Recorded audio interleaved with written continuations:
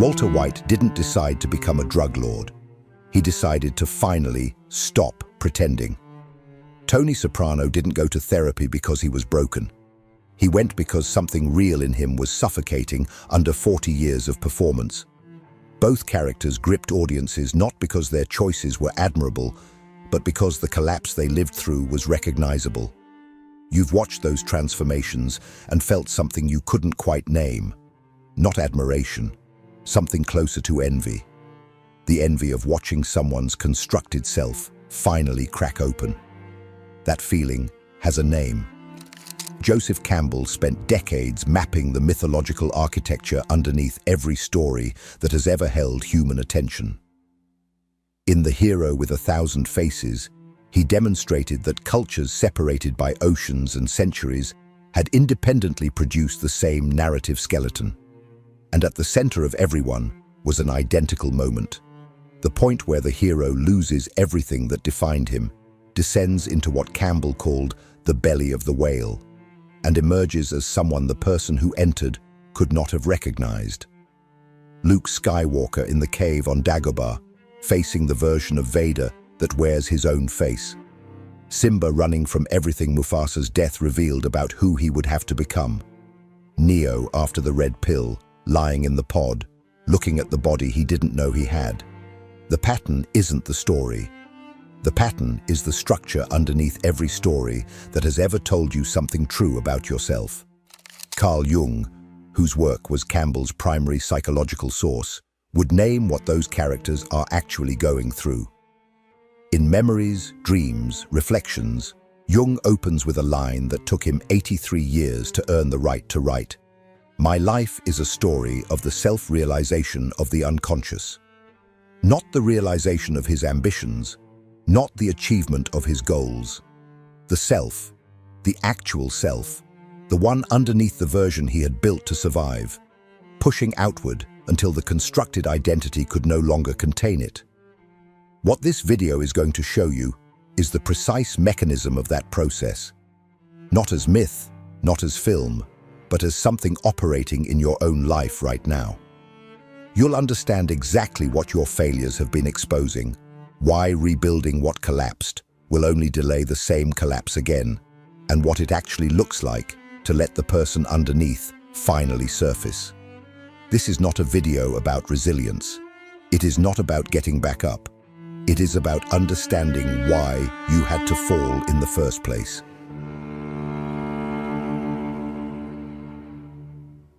Suppression is not removal. Every version of yourself you constructed to be accepted, to succeed, to avoid the particular pain of being seen and found insufficient. That version didn't eliminate what it covered. It buried it. And the longer the burial holds, the more convinced you become that the buried thing was never really there.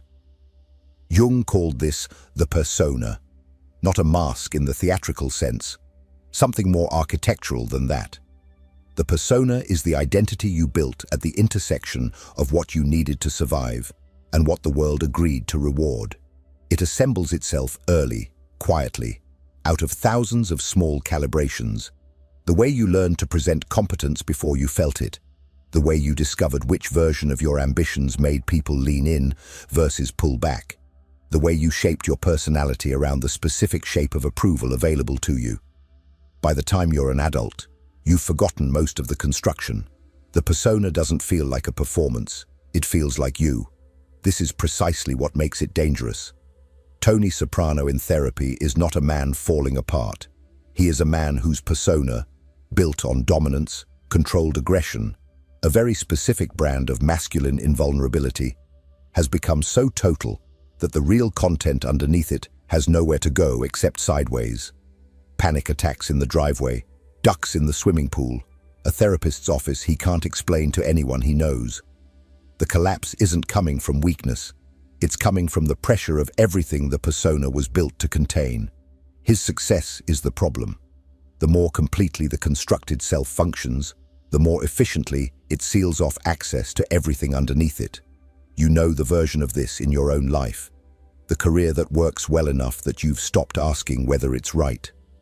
The relationship that functions smoothly enough that neither of you examines what's actually being exchanged. The identity, competent, reliable, together, that you've maintained so consistently that questioning it feels not like honesty, but like ingratitude. Success doesn't reveal you. In the specific and clinical sense Jung meant, success actively prevents revelation. It removes the conditions under which the persona would have to crack. Here is what that costs you, concretely. The persona can only pursue what the persona values, which are the things that built it in the first place. Approval, recognition, safety, the things that made the construction necessary. The actual self underneath it, the one with different hungers, different directions, capacities that never found expression because the optimized version of you didn't have room for them. That self cannot surface in favorable conditions. It surfaces when the favorable conditions collapse. Watch the moment in Good Will Hunting when Will Hunting is finally asked, by someone who won't accept the performance, what he actually wants. Not what he's good at. Not what he could do. What he wants. The silence that follows isn't stupidity.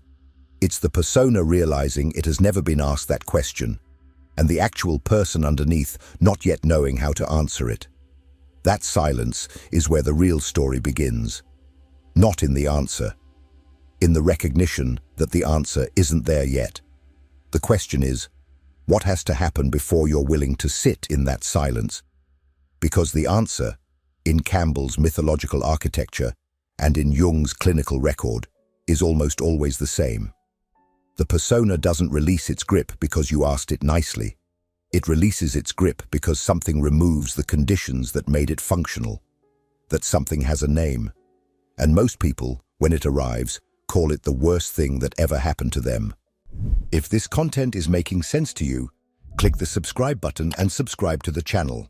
Thank you for your support.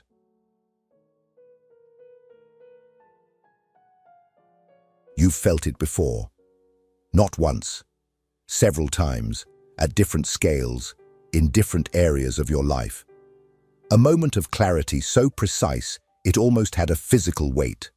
The recognition that what you were doing was not what you were supposed to be doing, that the direction you were moving in was not yours, that something real was being abandoned in favor of something safe. You felt it, and then, with varying degrees of deliberateness, you let it pass. Campbell documented this with uncomfortable specificity. In The Hero with 1,000 Faces, he identified the refusal of the call as one of the most consistent elements in the mythological record. Not a rare deviation from the hero's path, but a near-universal feature of it. The hero receives the signal that the journey must begin, and the hero, almost always, finds a reason to stay. The stakes are too high. The timing is wrong. The obligations are real. The identity built around the current life is too valuable to risk. Campbell observed that the refused call doesn't disappear. It transforms. It becomes what he called a walled-in life, existence organized around the protection of what the hero was unwilling to lose. Frodo didn't want to leave the Shire. He wanted Gandalf to take the ring and go. The refusal wasn't cowardice in the simple sense. It was the entirely rational response of someone who had built a life around a specific kind of safety and was being asked to walk directly toward its destruction. What made him a hero wasn't the absence of that impulse. It was that the impulse was overridden. Not by courage exactly, but by the recognition that the refusal had a cost he could no longer pretend not to see. Think about the specific shape your refusal took, not the dramatic version, not the career you didn't pursue at 22, though that may be part of it. The quieter versions. The conversation you've been postponing for 8 months, because having it would require you to become someone you haven't decided to become yet. The creative work you keep scheduling and rescheduling because starting it would make it real, and real things can fail in ways that plans cannot. The relationship pattern you can identify clearly in retrospect, but somehow cannot interrupt in the moment, because interrupting it would mean admitting how long you've been complicit in it. Each of those is a refused call. and each refusal deposits something into what Jung described as the shadow, the repository of everything the constructed self has decided it cannot afford to acknowledge. The shadow isn't only darkness, it contains unlived life, refused directions, capacities that were deemed too risky, too strange, too far from the identity you were maintaining. Every time you recognized what was real and chose the safe response instead, that recognition went somewhere. It didn't dissolve, it accumulated. The problem with a walled-in life is not that it's painful. Often it isn't, not acutely, not in ways that demand attention. The problem is the specific quality of its numbness. You may recognize it, the sensation of moving through days that are objectively fine, measurably successful by most metrics, and somehow faintly wrong in a way you can't locate precisely enough to address. That wrongness is not depression in the clinical sense. It is the pressure of the unlived life pushing against the walls of the life you chose to perform instead. Notice, this week, the moments when you feel that pressure. Not the big existential ones. Those are easy to dismiss as moods, as stress, as temporary conditions that will resolve when circumstances improve. The small ones. The flash of recognition when someone else is doing something you quietly know was yours. The flatness that arrives after a success you worked hard for. The exhaustion that has nothing to do with how much you slept. These are not symptoms of ingratitude or weakness. They are the call, still coming, in the only language available to it. Campbell was not sentimental about what comes next. The hero who refuses the call long enough doesn't simply stay comfortable. The pressure builds until the walls can no longer hold it. And when they finally give, through failure, through loss, through the collapse of the conditions that made the performance possible, the hero finds himself in a place he didn't choose and cannot control. Campbell called it the belly of the whale, and everything you've been trying to avoid has been building toward it.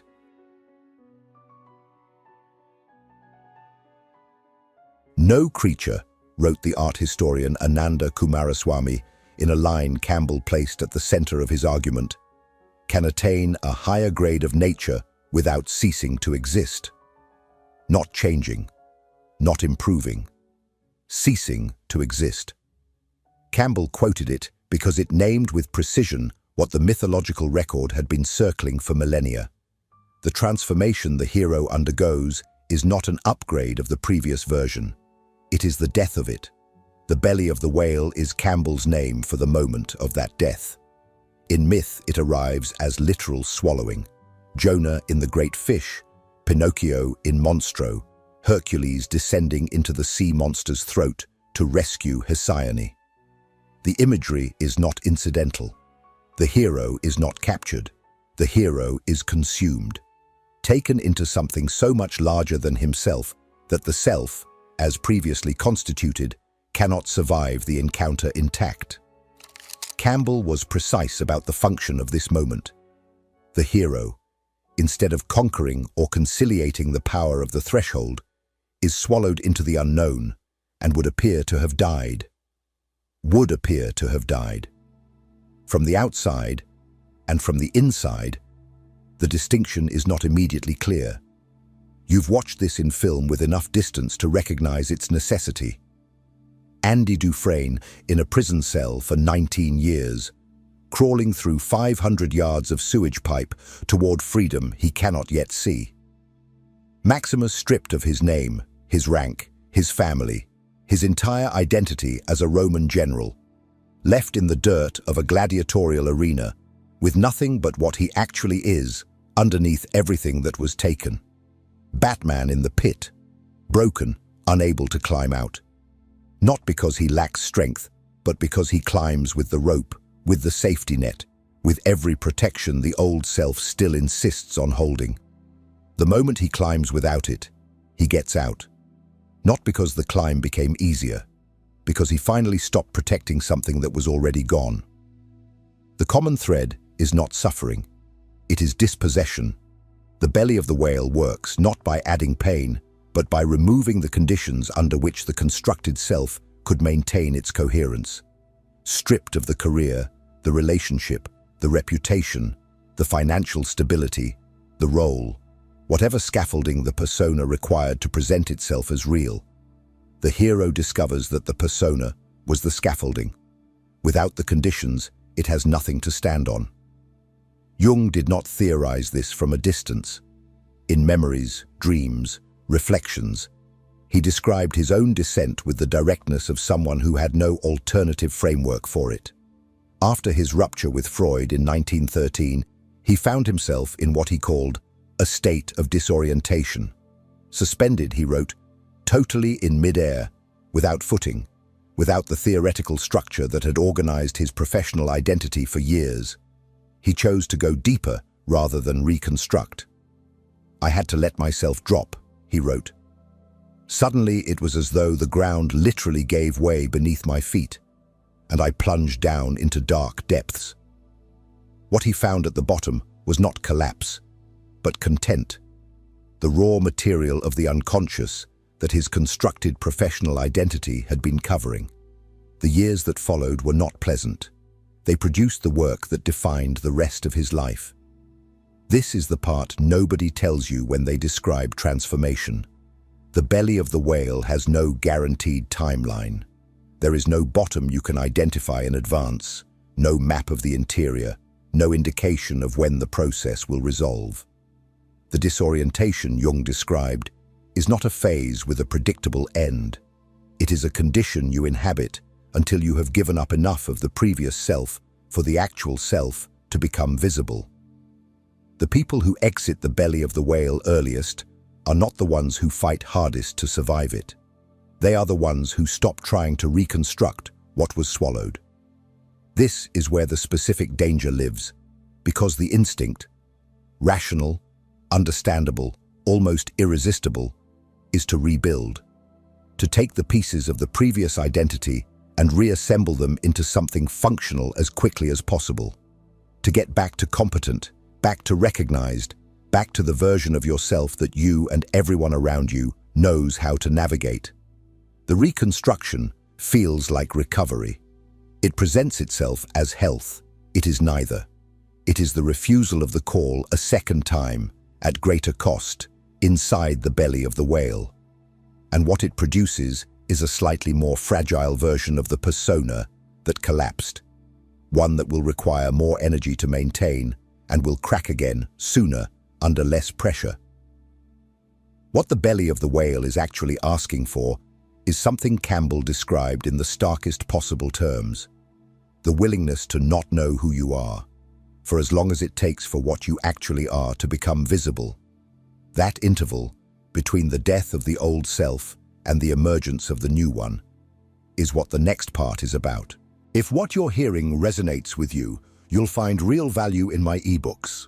Beyond the Shadow breaks down Jung's core ideas, while Dialogues with the Unconscious gives you a 30-day path to apply them in your life. Both are linked in the pinned comment.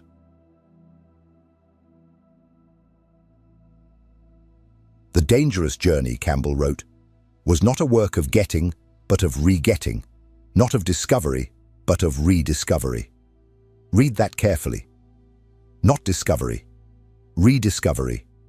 The self that emerges from the belly of the whale was not created by the ordeal. It was there before the persona was built over it. The failure didn't make you someone new. It stopped making you someone false. This is the inversion that changes everything. Most people approach collapse as a subtraction problem. Something was taken: the career, the relationship, the identity, the plan, and the work ahead is to replace what's missing. But the psychological reality Campbell documented across thousands of myths, and Jung confirmed across decades of clinical work, is precisely the opposite. The collapse was itself a subtraction of the persona, of the constructed self, of the specific identity that had been occupying all available space. What the wreckage reveals is not absence. It is content that was always there, compressed beneath the weight of everything you were performing. Jung was explicit about what that content contains. The first element is the shadow. Not the melodramatic darkness of popular imagination, but the simple accumulation of everything the persona decided it couldn't afford to be. In building the version of yourself that succeeded, that earned recognition, that maintained the approval of the specific people whose approval mattered to you, you made cuts. Interests that didn't fit the identity, capacities that seemed incompatible with the role, emotional registers that the performance required you to suppress, directions that were real but inconvenient. None of that disappeared. It went into the shadow, where it has been sitting, generating the specific pressure you've been misreading as discontent, restlessness, or the vague sense that something is wrong without being able to name what. When the persona collapses, the shadow becomes visible. This is not comfortable. The contents of the shadow are not uniformly pleasant. Some of what was suppressed for legitimate reasons, and the process of integration requires discernment, not wholesale acceptance. But among the contents of the shadow, in almost every case, is unlived life that is genuinely yours. Not a fantasy, not an escape. The actual directions, values, and capacities that were present before the persona was built, and that the persona's success made it possible to ignore. Watch what happens to Harvey Dent in The Dark Knight after the collapse of everything his constructed identity required to function. The reading of that story as simple corruption misses what Nolan is actually doing. Harvey Dent, the White Knight of Gotham, was a persona of extraordinary coherence, built on certainty, on the clean division between justice and crime, on an identity so thoroughly organized around being the good man in a corrupt city that it left no room for the ambiguity that actual goodness requires. When the conditions that held that persona together were destroyed, what emerged wasn't a monster the persona had been hiding. It was the unintegrated content the persona had never made room for, the rage, the grief, the recognition that the world does not conform to the identity you build to navigate it. Two-Face is not Harvey Dent's shadow self in the colloquial sense. He is Harvey Dent's shadow in Jung's precise sense, the repository of everything the White Knight could not afford to acknowledge. The difference between Two-Face and someone who actually comes through the belly of the whale is not moral superiority. It is integration. The contents of the shadow don't need to be acted on. They need to be seen. When you can look at the rage, the grief, the unlived direction, the suppressed capacity, and recognize it as yours, not as evidence of what's wrong with you, but as evidence of what was always in you, it loses the compulsive, distorting power it had when it was unacknowledged. Here is what that looks like in practice.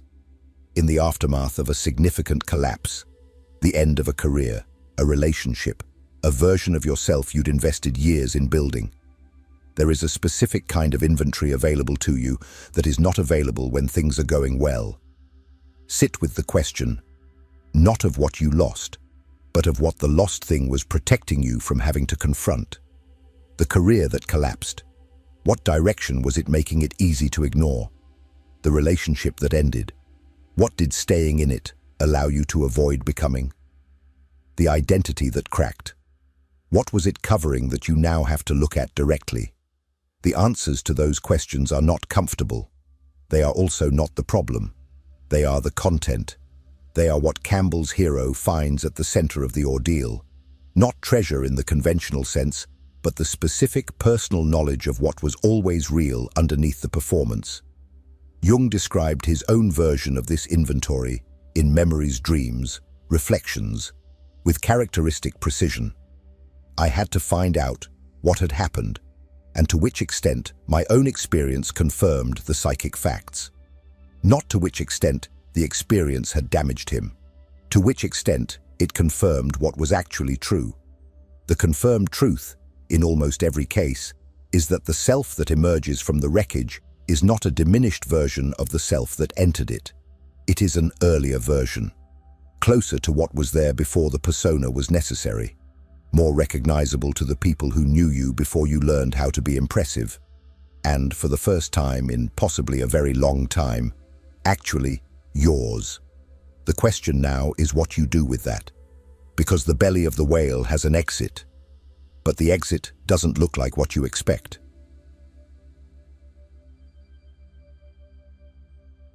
The temptation, once you can see the bottom of the whale, is to climb out as fast as possible, to take what the collapse revealed and immediately build something new with it. A new career, a new identity, a new self organized around the insights the ordeal produced. It feels like integration. It is, in almost every case, the persona reassembling itself with better materials. The sign of premature reconstruction is specific. The new self requires the same maintenance the old one did. It needs to be explained, defended, performed. If you are working hard to be the person who came through something, you have not yet come through it. The person who actually comes through is not performing the transformation. They are simply different, quieter about it, less organized around it, more able to hold the previous self without contempt and without nostalgia. Jung described the interval between the old self's dissolution and the actual emergence in memories, dreams, reflections, with the only framework that fit it. There is no linear evolution. There is only a circumambulation of the self. The self doesn't emerge in a moment of dramatic revelation. It reveals itself through what you return to when there's no one watching, through what surfaces when exhaustion removes the performance. Notice those things, write them down, treat them as data about what was always there, rather than as aspirations about what you want to become. Campbell's fullest statement on the returned hero is the one that should stay with you. The journey, he wrote, was not a work of getting, but of re-getting, not of discovery, but of rediscovery.